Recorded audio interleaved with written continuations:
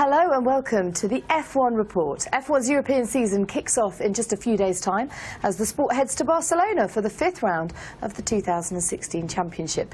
Now, this time last year, Lewis Hamilton held a commanding lead in the Drivers' Championship on 93 points, whilst teammate Nico Rosberg was second, 27 points behind. This year, their positions are reversed. Lewis now has 43 points to make up on Nico, with Mercedes forced to defend themselves against claims of sabotage, no less. To digest all the stories ahead of the Spanish Grand Prix, I'm joined by former McLaren mechanic Mark Priestley and former F1 and sports car driver Brian Redman.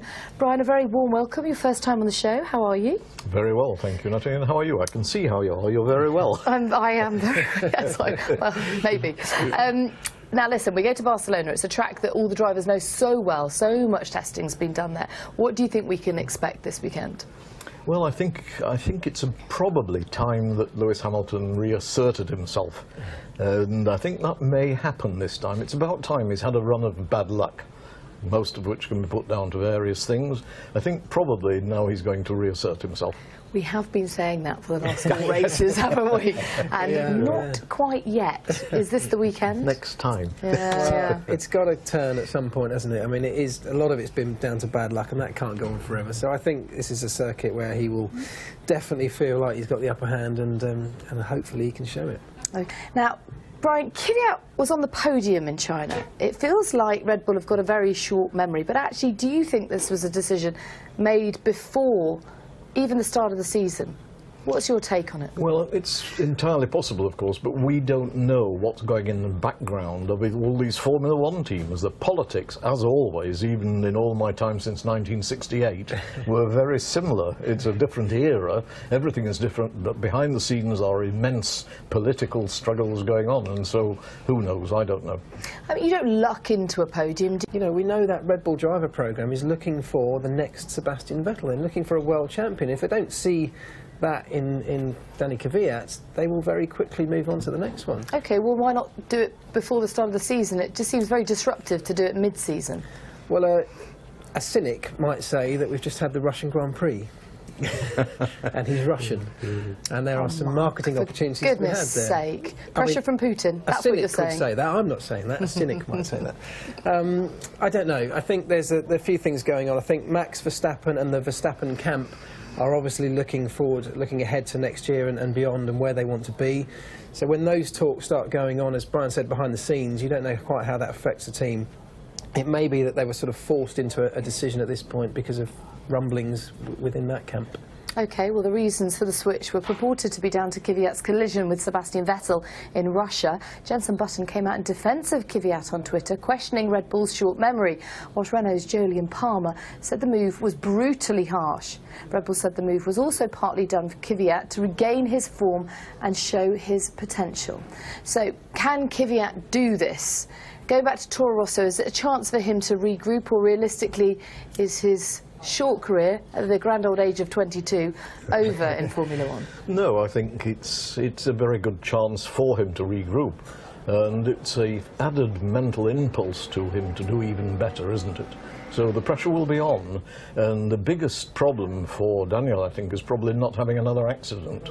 You know, because now the pressure is really on big time. Arguably, going to Toro Rosso puts him in the mix and actually puts more pressure on him and could lead to more accidents at the start of races. It could do, yes. That's the name of the game, isn't it? They don't see him at the moment as the next Sebastian Vettel. They see Max Verstappen as that guy. And, you know, what does that say for all the others in that Red Bull driver programme? I think, you know, Max Verstappen is the guy that the whole world's talking about. Red Bull clearly have an enormous amount of faith in him, and if all their effort is going towards that, it kind of puts a bit of a dent in the sort of the confidence of the likes of Sainz and Kvyat, doesn't it? And it's going to be interesting to see how they all respond, actually. This is nothing new for Red Bull, though. We've seen them fast-track youngsters before and then sort of curtail careers, perhaps prematurely. You look at someone like Jean-Eric Vergne or Sebastian Buemi, for example. That's right, yeah. Jaime Alguersuari, another one. And, yeah, it's a brutal programme, but the reality is that they're spending, if you're Red Bull, if you're that company, you're spending an awful lot of money looking for the very best drivers in Formula One. So if you've got a programme that gives young kids an opportunity, which Red Bull do, they put a lot of money into them right from an early age, you follow that through to the point where if you don't think they're going to make it the final step, you've got to cut your losses, and this is a business. Okay. Would you go along with that? Is it inevitable? I mean, how do you think Red Bull are perceived in the outside world? Because I certainly know from Twitter the fans were really quite defensive of Kvyat. Were they? Yes, yes. Well, of course, all the fans that are watching this programme, they know far more about it than I do. Come on.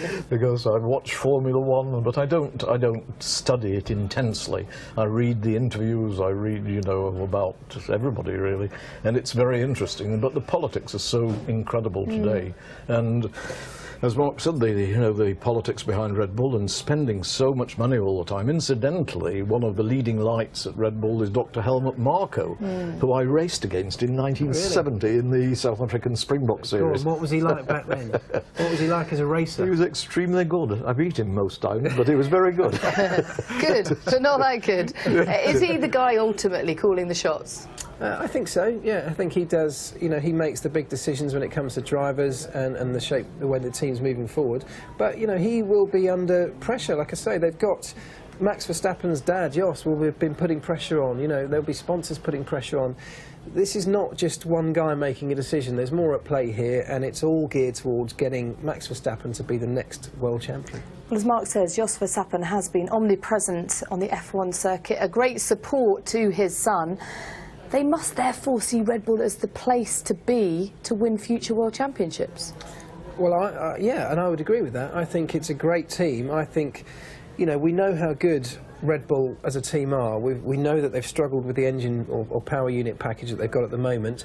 As soon as they get their hands on a proper one, or one that's going to be competitive, I think Red Bull's absolutely the place to be. We're moving into 2017 where there's a sizable change in the aerodynamic setup in Formula One. When that comes along, you want somebody like Adrian Newey designing your car. So I think it's not a bad place to be for the future. And what about Max competing against Daniel Ricciardo? We've seen Daniel do well at Red Bull. Do you think this is the first real litmus test? Carlos Sainz is no slouch. I mean, he has been tested, but do you think this is when we'll see just how good Max is and Daniel? I think it probably is. If he can see off Max Verstappen, that then elevates him because he puts all those stories to bed. If it goes the other way, then perhaps we do see, a true great on our hands. And what do you think that Kvyat was perhaps rushed into the Red Bull team when they lost Seb?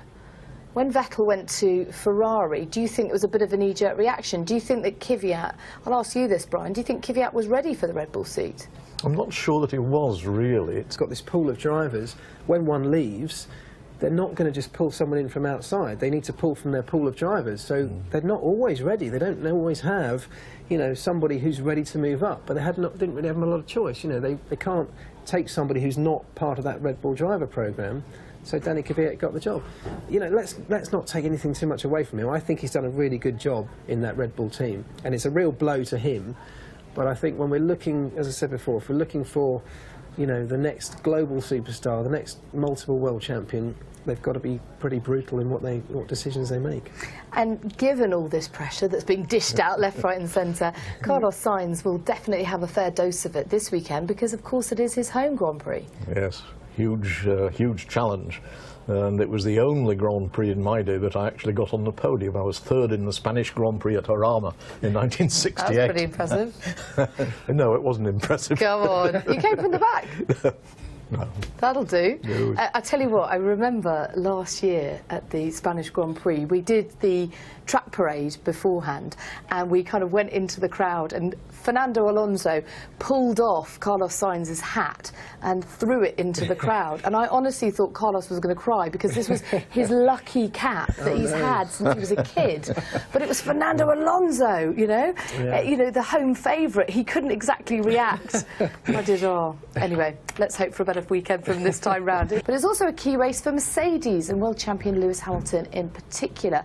So we've looked at the PR spin put on the Verstappen swap, but gentlemen, how surprised are you, Mark, to start with the way Mercedes addressed the issues of sabotage, the open letter that they sent to the fans? Yeah, it's interesting and I think unprecedented. I thought actually Toto Wolff on our show, on our race weekend show last time out, addressed it pretty well in that they decided that he wasn't going to talk to these people who were coming up with these wild and crazy claims. now they have sort of spoken to them through this letter. I think the letter was actually really good and very well written and says everything that it needs to say. My biggest point actually is that I think it's a real shame that they felt like they had to send that letter in the first place, because as we've discussed many times on this show already, I don't think there's any doubt that there's been any sabotage or anything like that. Isn't it not important, though, to keep a dialogue going with fans and just show that you are transparent, you're open as a team, even if you do think some of them are lunatics? I quote. It's important, though, isn't it, for the engagement of fans to feel like their voice matters and they're being heard? Well, of course it is, but in my day there was no television, there was only just radio, you know, and reporters from the specialist press, that was it. And we mixed with the general fans. There were no special tickets to get into the pits. Everybody just mixed together, and it was all very pleasant in many ways. Should we bring that back?